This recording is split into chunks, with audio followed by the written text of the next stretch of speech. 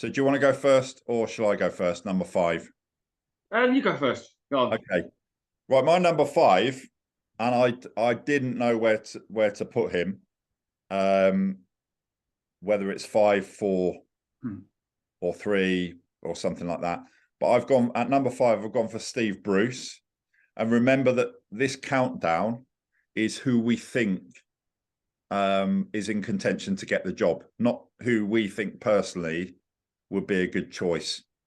So I wouldn't choose, as a fan. I'm not saying I think it should be Steve Bruce. I'm just saying I think he is a potential contender. And one of the reasons for that is to do with his experience in management. Nothing to do with him as a player, because we've seen what happens when an ex-Man United player has come in and it hasn't gone well. So nothing to do with him being a player. Quite a lot to do with his experience, but also a big factor is that he has worked with Mark Bowen. I think it was at Crystal Palace and Birmingham. So I think Mark Bowen was assistant to Steve Bruce at Crystal Palace and Birmingham. I might be wrong, but I think that's right. So I've got Steve Bruce as my number 5, as somebody I think who could be in with a shout of getting the job. How about you, Johnny? Who's your number 5? Similar, actually. Again, fans might not like it, but he's a bit of a dark horse, Mick McCarthy. Experience galore. Yeah, he didn't work out with Blackpool, he came in short term this year. But they'll look at someone like that because of their knowledge of the game, their experience of managing. Whether they're hungry or not is a different question for the job, because he's been around a long time. But as like you said with Bruce, those kind of managers seem to go around the block and get job after job after job. So that's a again, depends what route they go down, but it's certainly those two people we've mentioned. I wouldn't rule them out as a something they might go for if they're looking for someone for a quick fix, maybe to try and get them up. And throw money at it. I don't know. We don't know the owners, but like that kind of approach, has been used with Bruce before, McCarthy. They're those kind of managers. They know the game. Yeah, I hope. What I do hope, what a lot of Reading fans I think do hope, is they're not going to do what you've said there, Johnny, and throw money at it and do it as a short-term thing. I think now is a really good opportunity, and I know you're not saying you think this is going to happen, but I think now is a really good opportunity to have a rebuild and get someone in more of a kind of medium to long-term plan, and it might be that they're not there in 3, 4, 5 years. But the most important thing is to, not. I don't think the priority is to get promotion next year. I think the priority is to put good foundations in place, and if we finish and we've had a challenge for the playoffs and it doesn't quite work out, but you can see the progress. Yeah, I think it's about putting the right foundations in place, and I think the manager is one part of that jigsaw. So actually, considered Mick McCarthy. He was on my longer list. Yeah. I think it's if the owners are listening to Mark Bowen, they've done it their own way to a point now where they throw money on it. It hasn't worked. Are they going to listen to good football people at last and actually go, right, well, yeah, we are going to be patient. We are going to take our time. We are going to actually build for the future and do it properly. Or are we going to go, like we have done season after season, gamble, throw money and got absolutely nowhere near promotion? Well, that's why we're we've had the problems that we've had, because that's happened. And I think it's interesting, isn't it? Because the story that came out is that Mark Bowen recommended to the owners that Paul Ince should be sacked in February, and that didn't happen. Whether or not that's true, don't know. But that's the story that came out. If that is the case, that's quite interesting, because on the one hand you could say, well, you could say that that's a negative because they ignored that advice. But on the other hand, you could see that as a positive. And we don't know what's happened. We don't know how true that story was or what actually happened. But they might have been thinking, no, we're going to show a bit of loyalty here. And then it got to the point, yeah, we kind of need to do something about it now.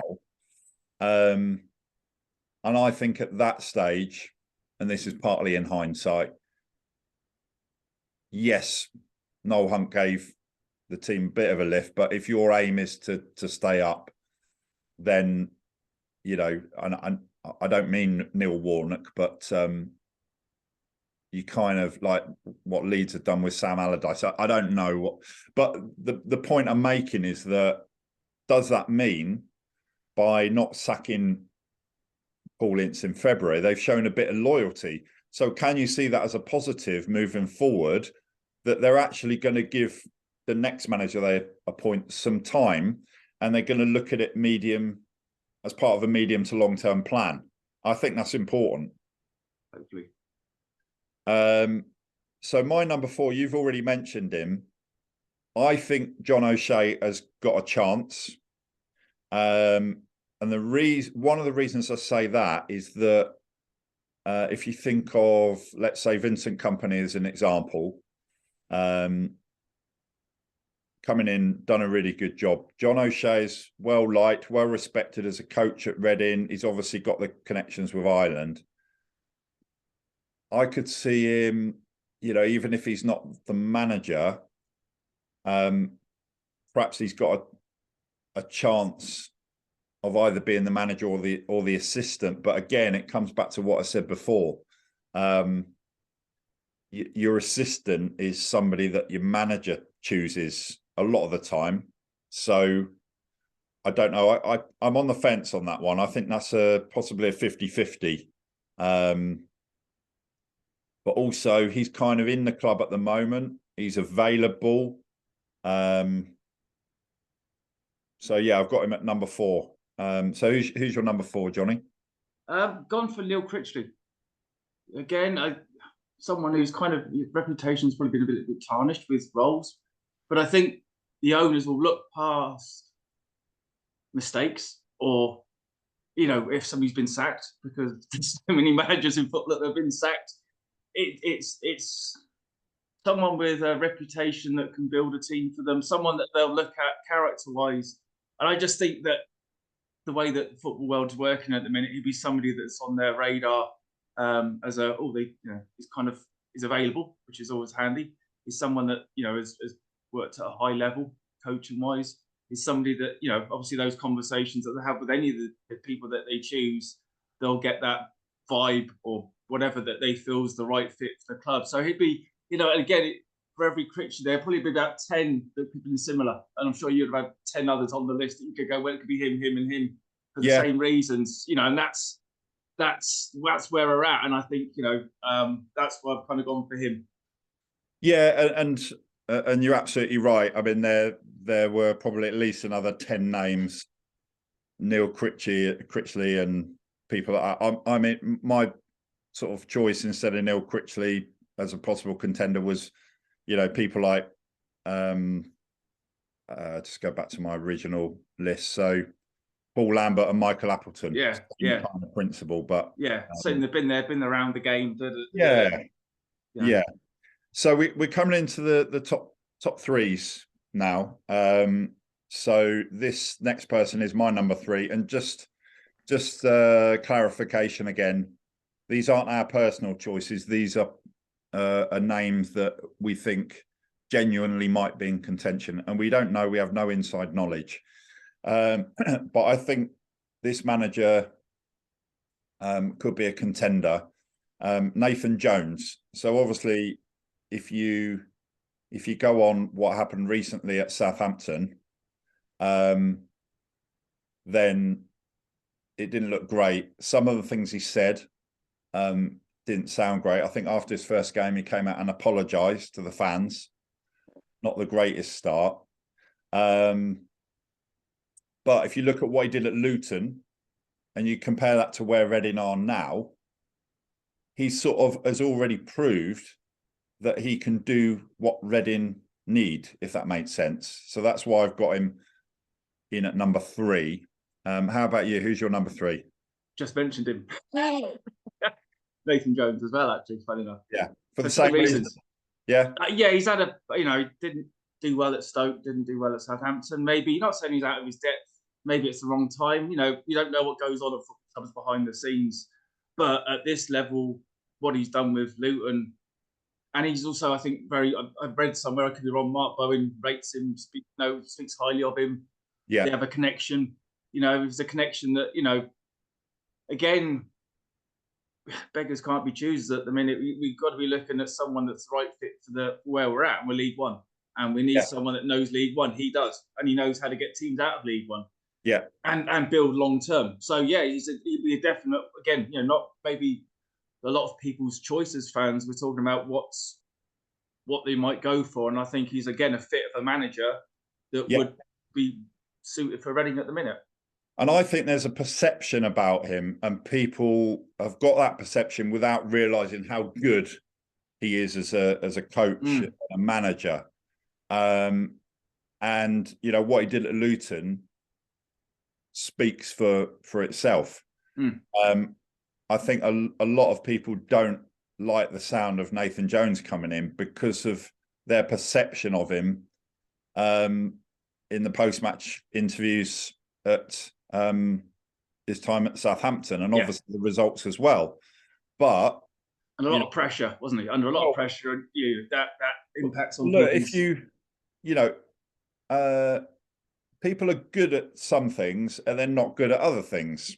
That goes for everybody in all walks of life. Yeah. One of the things that Nathan Jones is good at, and he's proved that, is doing what I did at a club like Luton on, as I understand it, a small budget, compared to other clubs in the division.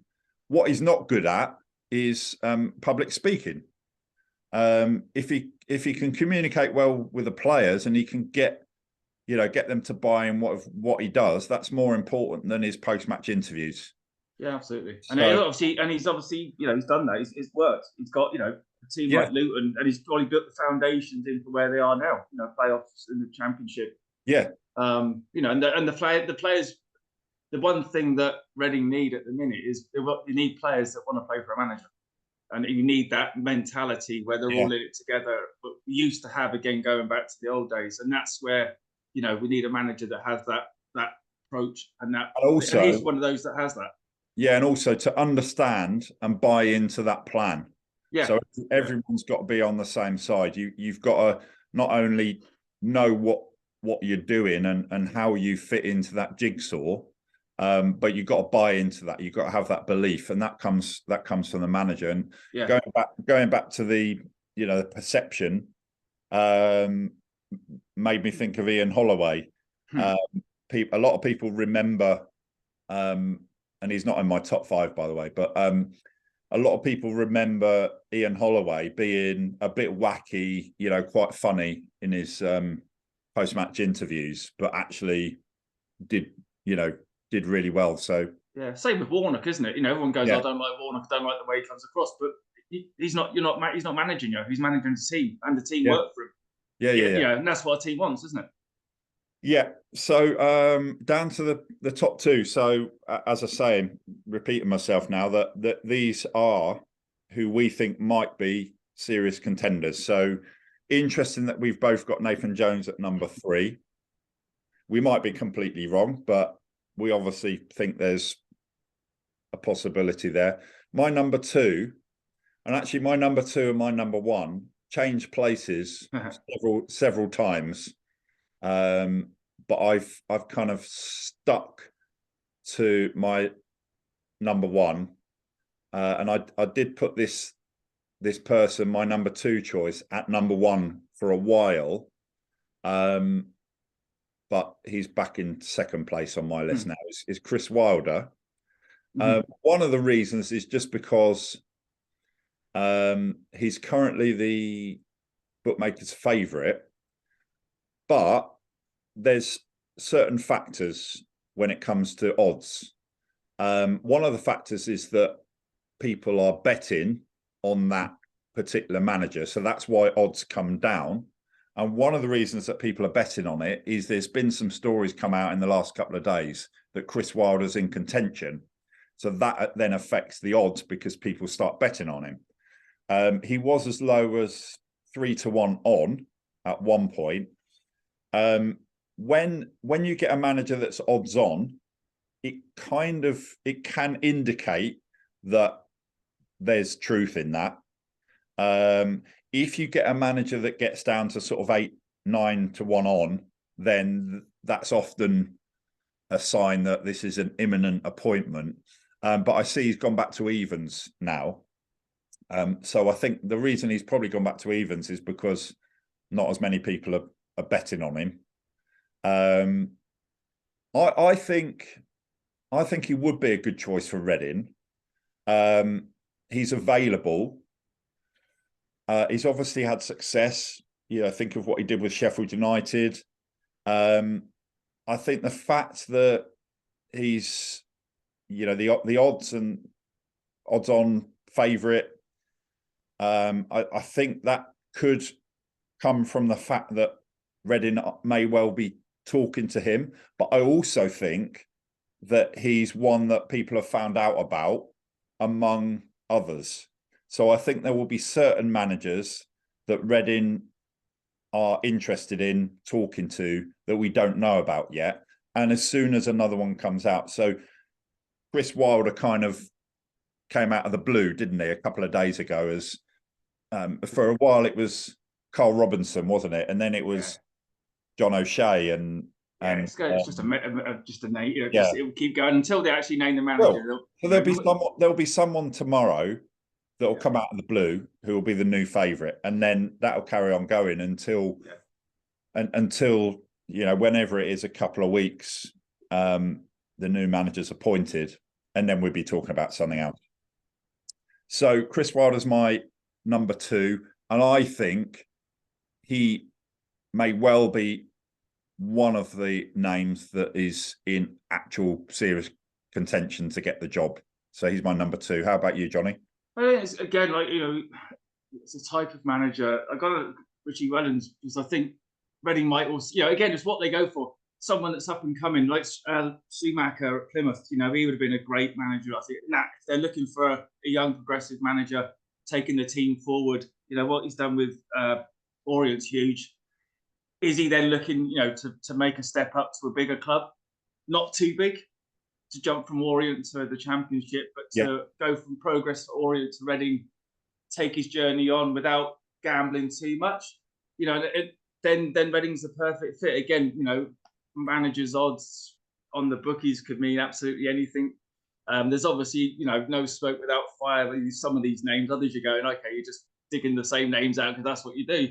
But someone like him, I think they would certainly look at as, if that's the way that we're going to go, he'd be one of probably, there'll be a few others out there, I'm sure, that might come in randomly that you go, he's done. Joey Barton at Bristol Rovers could be, I'm saying that, but someone that's got a point to prove, someone that wants to take the next step, that are hungry to improve managers. So he would be my number 2 for that reason.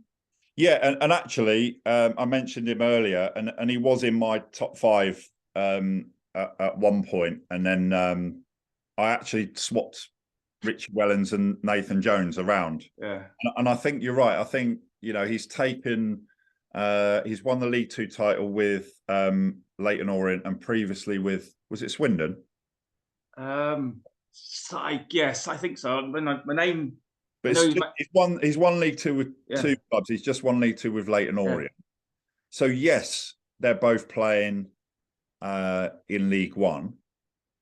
But I do think it would be a step up.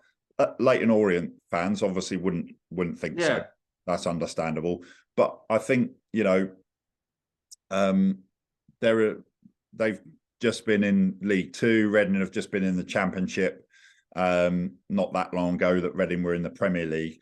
And I think, again, it comes back to it's an opportunity to build your own team at Reading. So I think I think for a number of reasons, it would be a step up. It would be progress. So I could actually, I wouldn't be massively surprised if he is, you know, on the short list at least. And then is it a case of, is he interested? So we've already mentioned Phil Parkinson. We don't think that there's a chance of that happening in reality because of what's going on at Wrexham. But again, you could say, well, that's a step up. Yeah. You know, that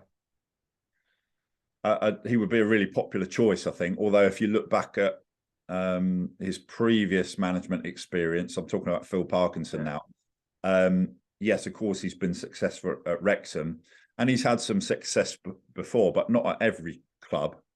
But then you could kind of, any manager, isn't it? The managers that are, you know, successful everywhere they go, apart from Dylan Kerr, seems. They're the ones that are not available, or they're going to Premier League clubs. But yeah, I can see Richie Wellens, you know, being on the list of contenders and potentially being actually interested in the role for the reasons that we mentioned. So that's your number 2, yeah. So it comes to my number 1. So I put him in at number 1, and then I put in Chris Wilder at number 1, and then put this person back to number 2. And then just before we started recording, I've put him back in at number 1. And it's Mark Hughes. And the reason I mention Mark Hughes is a lot to do with his connection with Mark Bowen. So I think I'm right in saying that Mark Bowen has been assistant manager to Mark Hughes at about 7 or 8 clubs. So he was assistant manager to Mark Hughes at Wales, I think. And he was also assistant manager to Mark Hughes at Blackburn, Man City, Fulham, QPR, Stoke and Southampton. And he's currently Bradford manager. So it's interesting. He's got a job, same as Richie Wellens. One advantage that Chris Wilder's got, and that Reading have got with Chris Wilder, is that he's available. So it might be that Mark Bowen has, because he knows Mark Hughes really well, he's rung Mark Hughes and said, Mark, are you interested? And Mark Hughes, no, I'm going to stay at Bradford. We don't know. That may be how the conversation went. It might be that they've already spoken. So he took a big drop. Everyone was surprised when he went to Bradford, wasn't it? You know, from where he was, you know, he'd been around the Championship, and then all of a sudden he was at Bradford. I think and he believed in the owner.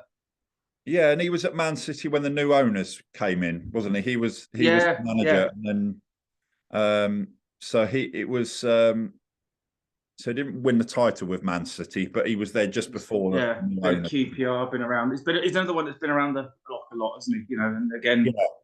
So obviously, I've got 3 ex-Man United players on my list. I could see a possibility we'll have another ex-Man United player as a manager. That's out of the frying pan into the fire, maybe. But anyway, mainly because of the connection with Mark Bowen and the fact that he's at Bradford, and it would be progress.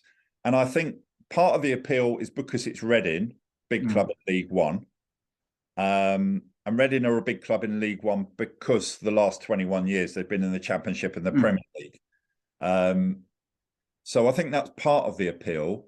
I think actually more important to somebody coming in, and I think a really big part of the appeal and why we might get somebody, you know, a really good manager in, is because they see the opportunity here. So not only do they see an opportunity to help take the club forward, but also they see an opportunity that they can create that identity. You know, they can build that. I think that's a massive part of the appeal. And I think the fact that those two know each other so well, I mean, what's that, like 7, 8 clubs where they've been manager, assistant manager. I can see that happening. So I can see Nathan Jones, I can see Chris Wilder, I can see Mark Hughes, Richie Wellens as well. And it'll be none of them. Well, exactly. And who's your number one, John? Oh, you just mentioned him there again, Chris Wilder, and I think the reason why he reminds me of Steve Coppell in the way that he builds teams. He's done it with Sheffield United through the leagues. He knows the game. Yep, he's had a couple of not so great roles, but I think when you're going in as a manager short term, like he's done at Watford, they're not your players. They're not the team that you've developed. He's going in to do a job. I think that's probably the best. It's not like he's going in to build. And so if he's something like, again, it's one of those managers that's been there, done it a little bit. It's whether he wants it, whether he's hungry enough. Again, like you say, it's a huge job for someone to make a name for themselves, to put Reading back where they belong, and to make the club a forward club again. Like Steve did, like Pards did, and then it can go back to where it was. It's a rebuild, it's a start again. But I think he's got the knowledge. He's good. He's got the experience of at all levels. He knows how to manage his players. He knows how to get results. He knows how to get teams out of the leagues, and that's what you need. And if it's somebody, all of these people we mentioned, it's like selling them a project, isn't it? It's like you're going to be part of this project. It's not like we've had a certain agent involved and they're going out and picking players and the manager's kind of stuck with them. This needs to be a recruitment like the old days, like when Nicky Hammond was involved, Steve Coppell, McDermott. It's a team. It's a management approach. You've identified him, right? We'll get him, not get him because of his attitude. That, I know it's a different world 20 years on now, but that mentality doesn't change, and that's what we need to get back and get it started, isn't it? Start early now over the summer, recruit, and then see where we're at. So it's very much a team, which includes the manager, the assistant manager, Brian Carey, Mark Bowen. That's very much a collective. Yeah. And it's worked for Reading before, and it can work again, because we haven't. I don't think we've had that for a long time. That on and off the pitch approach, which is successful, and hopefully Bowen, he's learned his lessons, and he's making that happen. So that's be someone that I think is a good fit for where we're at the minute and what we need to do. I think so. It's a hard one to pick, but it has to be right. Well, look, let's go down the list again. So here's my 5-1, and then you do yours, Johnny. And there's two names that stick out from both of these lists. So my number 5 was Steve Bruce, partly because he's worked with Mark Bowen at Crystal Palace and Birmingham. Number 4, John O'Shea, who's at Reading at the moment. Number 3, Nathan Jones, mainly because of what he did with Luton. Number 2, Chris Wilder. I agree with you, Johnny. I think he would be potentially a good fit for Reading, and I think that's the right way to do it. Who's going to be a good fit? And I can see that working. Obviously, we don't know. And number 1, Mark Hughes, and it's mostly because of the connection with Mark Bowen. They've been manager and assistant manager at Wales and 7 or 8 clubs. So that's the reason why I've got Mark Hughes at number 1. So what's your 5-1 again, Johnny? So again, it was Mick McCarthy again because of experience in the league, whether they go for somebody with an old head like that could do the job. Neil Critchley because of potential, maybe that his coaching background and someone a bit left field. Number 3 that we agreed on, Nathan Jones has been gone too long. Again, for the same reasons you said, he's been there, done it, can build a team. Richie Wellens, up and coming manager, wants to go to the next level at number 2, and then Chris Wilder at number 1 because he could be the fit that ticks the boxes for Bowen and everyone else that we need now. And it'd be interesting. It'd be really interesting to see where they go and for what reason, who they pick. because it's huge. It's like you say, it's a huge job for anyone that wants in football. Yeah, yeah, and Big stadium, you know, potential to get crowds in, play good football, build a team from pretty much scratch, which I don't think many managers get a chance to do they? You know, it's and look, if you kind of picture it in your mind next season, and the manager talking to the media after the games, I can see that being Chris Wilder. I can picture that in my head. Nathan Jones might need a bit of practice. yeah. So that's interesting. So Nathan Jones, we both chose at number 3, and just to clarify again, these are our top 5 of who we think are potentially contenders to actually get the job, not our own personal 5 choices. But like you said, Mark, we could have gone on. We could have had a list of 10. You could go for 20, and you could say on any one of them that there's a reason why they could be. Because there's so many managers out there that. But it's interesting that we both had Nathan Jones at number 3, and we both had Chris Wilder in the top 2, and he was my number 1 choice for a while. Then I thought, do you know what? I can see it happening, but I've been swayed by the odds, and David Artell, who came don't pay attention to the odds. Yeah, and connections as well, like you're saying. I didn't think of obviously Mark Hughes as a standout one, but there is, football is a game like that where it's a bit clicky, isn't it? It's who you know, and if your mate looking for a job, all right. Well, if your mate's looking for a job and he's the right fit for the job, so it's interesting with Mark Hughes, because if you're giving your mate a job, Mark Hughes would be the obvious choice. But only if Mark Hughes is the right fit. I'm sure that's what Brian Carey and Mark Bowen are talking about. Who's the right fit, or you hope so. And I think they've done their homework. I think they'll be doing their homework for a lot longer than the last 2 days, 3 days on what's the possibilities of what we need. Probably since this time last year, they've been putting a plan in place. You would hope so, anyway. So that'd be interesting. I have got a note here at the bottom. I mentioned it at the start. You've mentioned it. I think there is as much chance of Mark Hughes, Chris Wilder, and Nathan Jones getting the job as there is of somebody that we haven't mentioned. And I think that might be, the Roberto De Zerbi effect. It might be. It depends. I mean, how long has Brian Carey been as head of recruitment? 1 year. He came from Spurs, right? Didn't he? Yeah, last summer. Yeah, so just under. So he's. My guess is he's got a network of scouts in Europe, possibly further afield. You look at. I know it's Scotland, but you look at like Ange Postecoglou. And I was going to say another one there. Something maybe like Steve Corica at Sydney. If you might go left field and go for a manager that. Has been in English football, but not as a manager. Let's just. So I think there's a very good chance we might not. I don't mean this isn't as a negative at all. I'm just saying if you look at Roberto De Zerbi at Brighton as an example of this, it might be that they've identified someone who's a good fit that we don't know anything about. That's why they're doing that job, because they know about that stuff we don't. So. Be interesting. I think at least 1 or 2 of those that we've mentioned, partly because they're available as well. So if you're talking about managers with experience, the right fit, being available, Nathan Jones, Chris Wilder, fit that.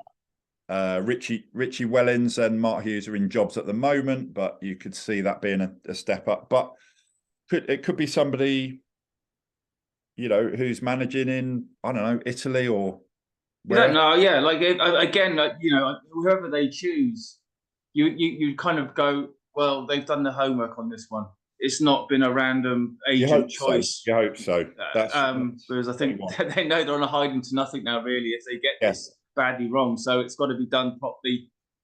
And like you say, I don't think we can be sitting here in a month's time still waiting for a manager. I think football moves so quickly now. They need to be getting by the end of May at the latest. I think you kind of got something in place, and then you've obviously got the summer off. Would you expect an announcement within the next 2 weeks, next week or week? If we're going to be starting to plan properly for a new manager to do what he needs to do, then yeah, at the end, I think contracts and stuff, players have finished it. Is it end of June or whatever? Yeah. So you've got that month then to assess what he's got with him, which at the Reading at the minute is not a lot of players. Whether some are going to stay, obviously, the likes of Tom Ince, Andy Carroll, and Tom Holmes, Tom Mack, Luke Southwood's another, a one that's possibly got another contract. Has played League One now at Cheltenham, done a great job. Will he be given a sort of a second chance because he looked like he was on the way out? Those things that he's got to assess what squad and where he's going to need to get the right players for the right positions at last, because we haven't had that for a number of years. It's just been random loan signings because we needed someone, and we haven't had a shape as a team properly for a long time. Whether we need proper wingers, whether we play, whatever. It's been just getting anyone to fit in because that's all the options that we had. Yeah, I'm feeling positive about the future now for Reading for the first time in a long time, actually, because I think my gut feeling about the owners, I think they do actually. I get the impression they kind of do want to do the right thing. They just haven't really figured it out until recently. No, and I think they've been badly led by having that agent involved, Kia Yabachon. But they say he's not involved now. He's still at the game, which doesn't go down well with fans. But they've said he's not involved, and you have to believe them, I guess, because they can't go down that route anymore. We have to recruit properly and recruit players that the amount of loan signings over the last 10 years that have been random. I think loans are a good thing in moderation, because you do get a lot of players who go out on loan. The likes of David Beckham was on loan up. And players go out on loan, and Reading send players out on loan to lower league clubs, sometimes in non-league, for their development. So especially with the young players, it works really well. Johnny, just for fun, let's go through some of the names that have been mentioned that we don't think have got any chance. So you mentioned Harry Redknapp. Could you see that being a possibility? I just thought it was like, oh my God, he wants to get back in football, and knowing that the train crash at Reading that we've had, it'd be entertaining. But I don't know, he's been out of the game for how many years has he been out of the game?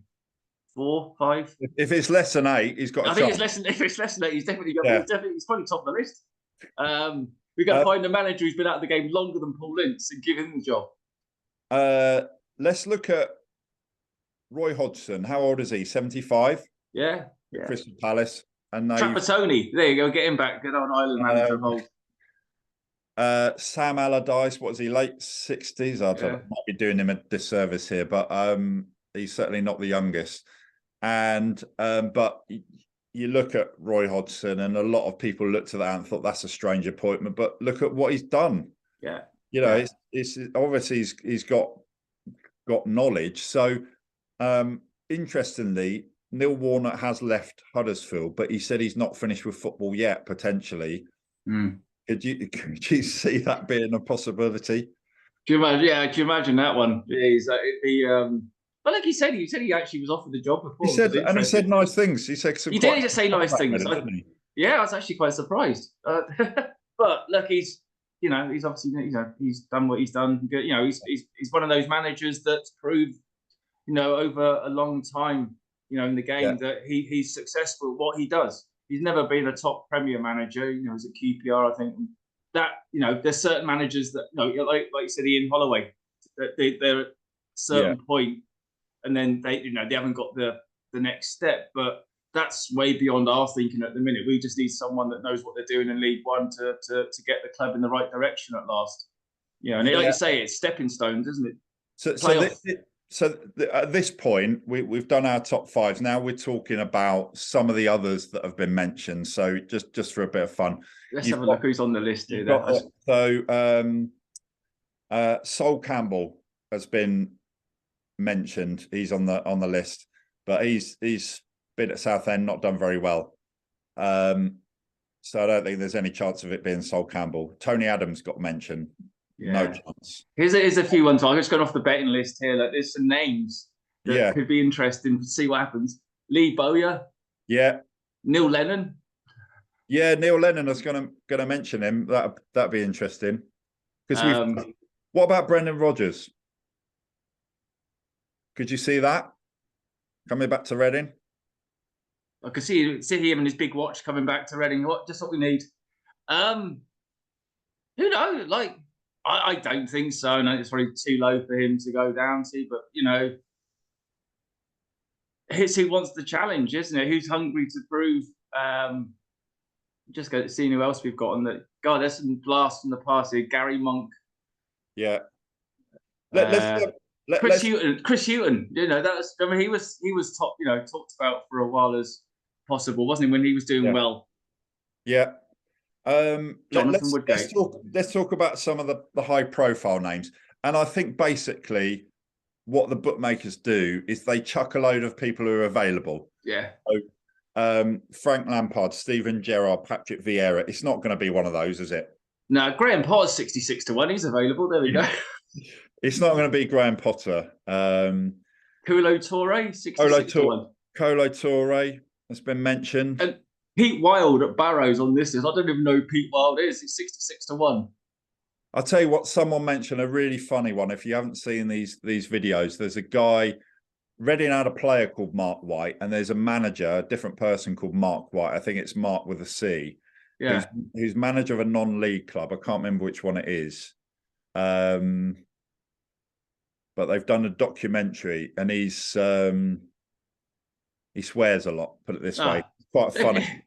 So it's not going to be him, but that's worth have a look. Mark White. I can't remember. He's manager of a non-league. I'll have a look at that. Yeah. He swears a lot. So Martin O'Neill. There you go. There's a random one for you. Could be a. Do you know what? Do you know what? It's let's look at the last. And obviously, we hope that Reading are doing it differently. But if you look at, was anyone talking about Jaap Stam when he came in? No. Was anyone talking about anyone? who's the ex Chelsea player that was Reading manager? Steve Clarke. Steve Clarke. He was mentioned because he was in the game at the time and he was doing well. So he was kind of I think he left Chelsea. I can't remember he went after then because he was assistant at Chelsea, became a manager, and then then decided to go full and change his mind, and then now he's up in Scotland hiding. The best two examples have been the last two managers, Veljko Paunovic and Paul Ince. And Gomez before that was a bit random, wasn't he? Paul Ince would not have even got a mention.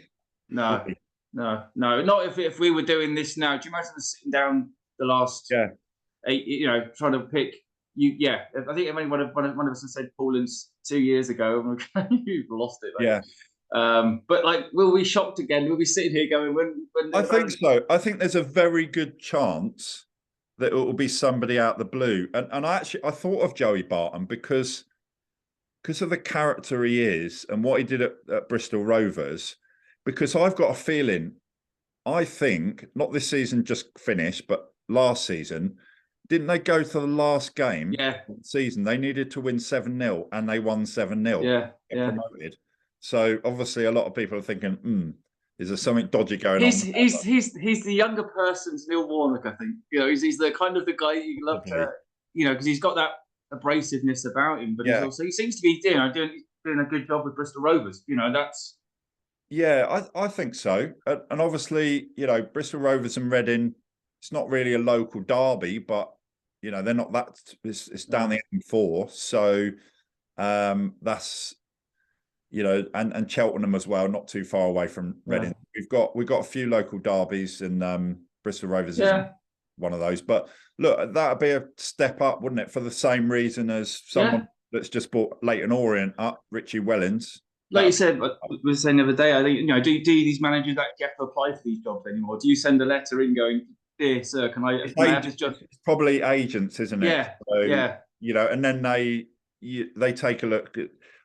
I think what we hope Reading are doing is thinking, well, what sort of manager do we want, and who can we get, who can we afford, Probably done it like me and you, Mark. They've probably sat there in the room, got pen and paper out and written down 15 names. Went, no, those fans. I'm like, no, maybe not. Stick a pin in it.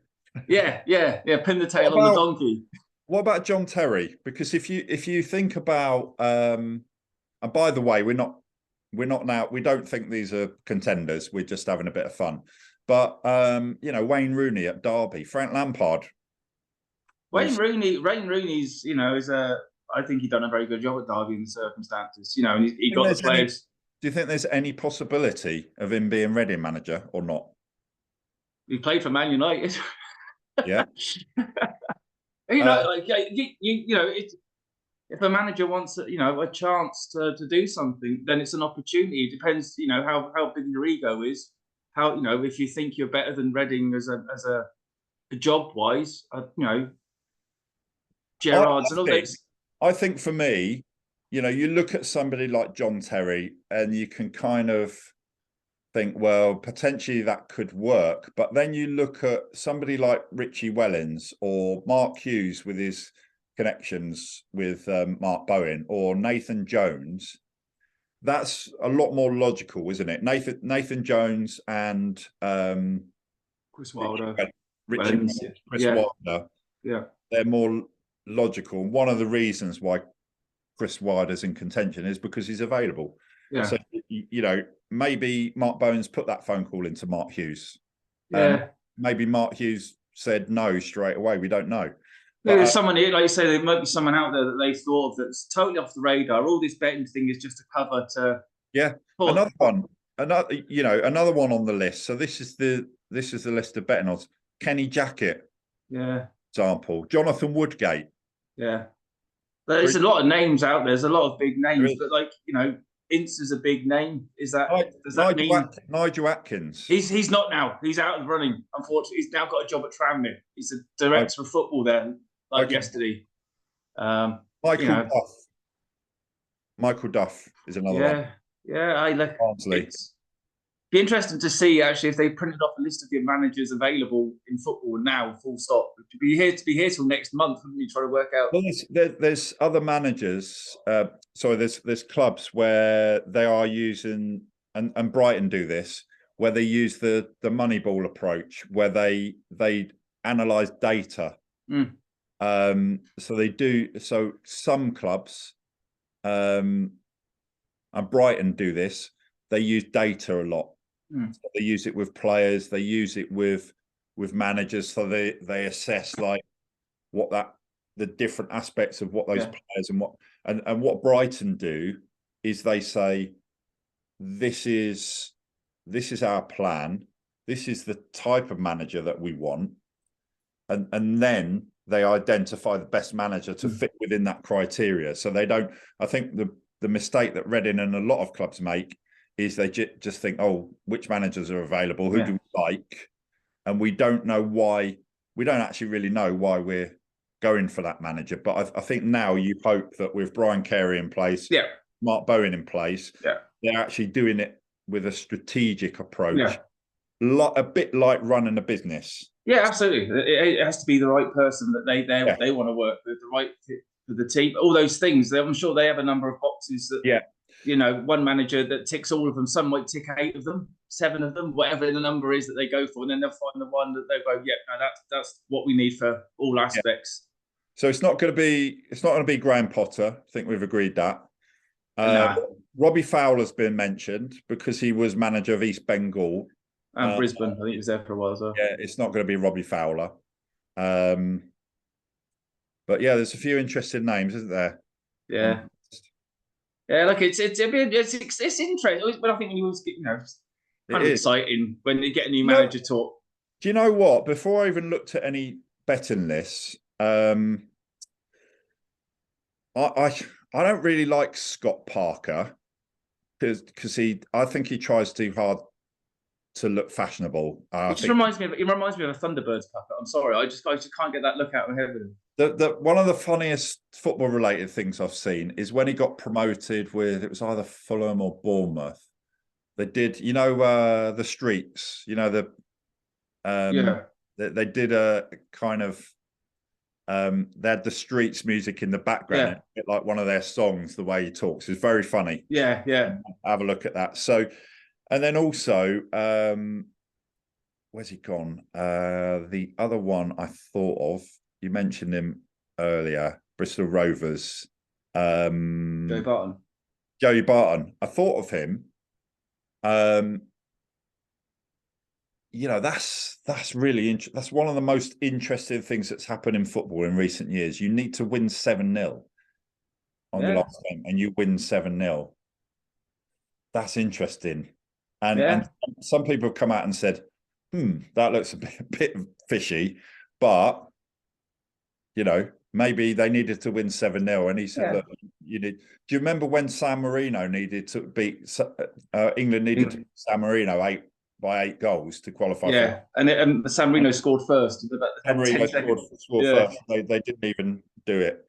And they didn't even do what they needed. And somebody like Barton might appeal. Like he's done his apprenticeship in management now. If you like, he's done a couple of years. I think different clubs. And and he's maybe learning as he's gone along as well. And he's maybe altering his approach. Whereas somebody like Roy Keane was my way or my way. Whereas somebody like maybe Barton's going, okay, I can't just be that way. I have to learn to be a man manager. And that's the part I think that any manager needs is be able to do differently with different players. You can't just be, a kick up the arse manager. You need to be the hand around the shoulder. You need to be the motivator and all of those things, because footballers are different, aren't they? They're different personalities. So that kind of again, the character assessment. I'm sure they'll look at as what do they call it, emotional intelligence or something, where that element as a manager that they'll want. Clearly, Paul Ince didn't have that. I don't think as a the way you come out and threw players under the bus. That's not what Reading need. They need a manager that will, there's going to be some bumps. There's going to be some probably bad results, but that's the team in development. Yeah, Chris Wilder has come in for a bit of criticism about the way he talks sometimes as well. By the way, I've just had a look. Chris Hughton in February was appointed as head coach of the Ghana national team. So it's not going to be Chris Hughton. How do you know Ghana Reading? It's you know what? If Chris Hughton had been appointed manager of Ghana a couple of years ago, maybe that's a possibility. But it's literally February this year. I don't know. we don't know, do we? But no, we don't. Anyway, so look, we both think there's a possibility it's going to be Nathan Jones or Chris Wilder. We both think there's a possibility it could be Richie Wellens. I think there's a possibility it could be Mark Hughes. Johnny, you think there's a possibility it could be Neil Critchley. Or anyone that we've not mentioned. Yeah, we both agree that there is probably a very strong possibility that it will be somebody that we've never heard of before, but not necessarily in a bad way. No, look, it'll be someone, I think, as long as they've done the homework and identified what we need and have a plan. We haven't had a plan. We need a plan. The manager's got part of that plan. His plan is to do whatever with the team, build this and build that. Then coming, August will be, we'll judge, start, where the team's at when the seasons begin. Yeah. Now it's an exciting time to get rid of a lot of dead wood. Build a new. We need to build a new club, new team, new structure, new everything. Culture, and that's culture, mentality on the pitch, leadership on the pitch. Yeah, we get again. We've not had.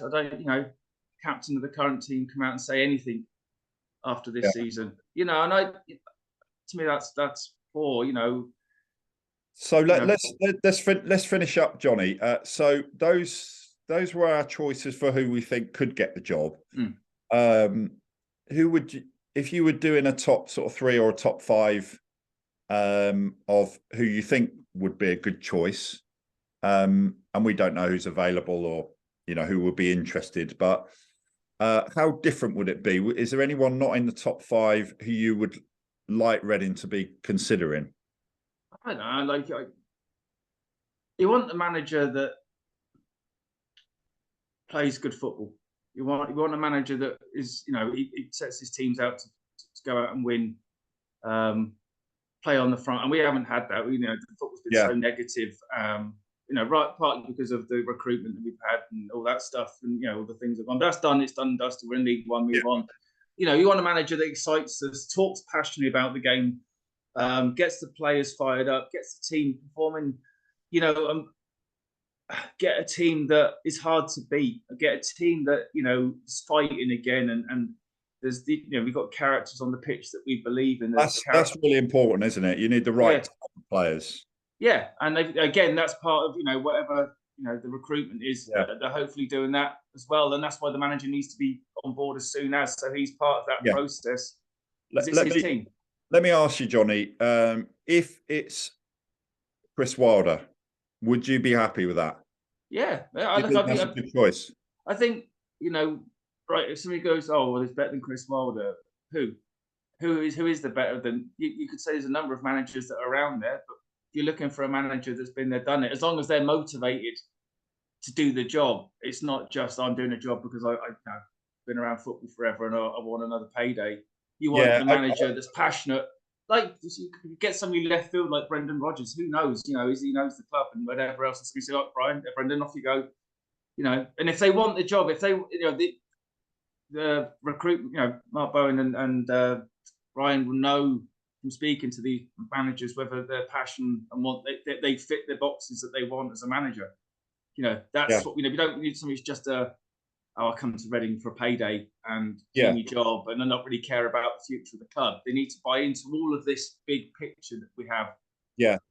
We haven't even spoken about the Spurs connection. And if there's, I mentioned Steve Bruce and Mark Hughes because of the connection with Mark Bowen.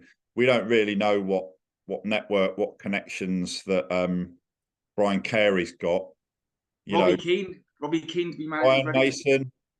But Glenn Hoddle comes out of retirement after 20 years and outlasts Paul Ince. But I think it's going to be interesting, isn't it? I could see it being Chris Wilder. I could see it being somebody like Richie Wellens, Nathan Jones. But I could see it being somebody that we haven't even thought of yet. Yeah, definitely. We'll see. All right. Okay. Well, thanks, Johnny. That's no worries. This episode. We might know in the next few days who the next Reading manager is going to be. And on tomorrow's episode, we will be joined by a few Reading fans who are going to give their opinions on what they think needs to happen next for Reading, including who they think should be the next Reading manager. So a few of those names are going to come up again. So that's tomorrow, and we're hopefully going to be joined by Dylan Kerr, who's currently in the middle of his CAF Confederation Cup semi-final. Unfortunately, they lost 2-0 in the first leg in Tanzania last night, but they've still got a chance because they've got a good record at home. So we're hopefully going to be joined with Dylan Kerr, joined by Dylan Kerr tomorrow. But we are being joined by some Reading fans talking about the way forward for Reading. So that's on tomorrow night. And we've mentioned so many names, Johnny, that for next Reading manager that we can go, oh yeah, we mentioned that one. we mentioned the whole management team, the whole and we still won't get one of them. Still probably won't be one of those. Yeah, that'd be interesting. Yeah. All right. Well, thanks, Johnny. No worries, mate. All right. Cheers.